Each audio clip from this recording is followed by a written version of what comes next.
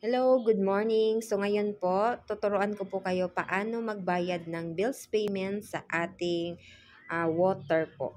So, open natin yung system. So, naka-open na siya. So, click lang natin bills payment, then water, then search natin kung saang lugar ka, kung ano yung pangalan ng water mo dyan.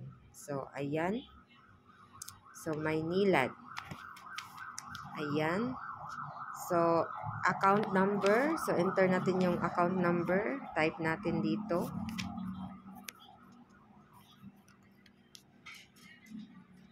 Then,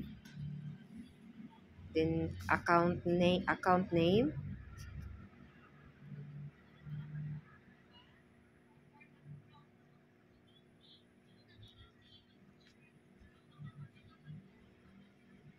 Then, amount. Hmm.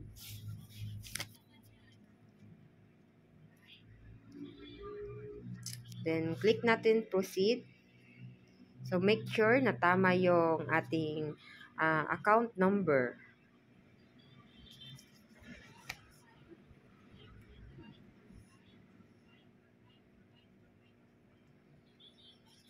Then, enter natin yung transaction password natin.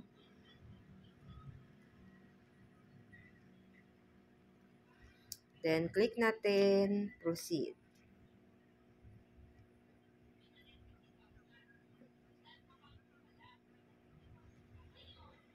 Ayan. So, transaction completed. So, click lang natin download para mayroon tayong proof of payment.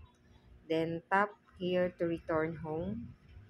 So, refresh natin yung account natin. So, nakaltasan na po siya. So, ayan, this payment. Ayan. So, yan lang po ang pag-process ng pagbayad ng bill sa ating water. So, yan. Thank you po for watching.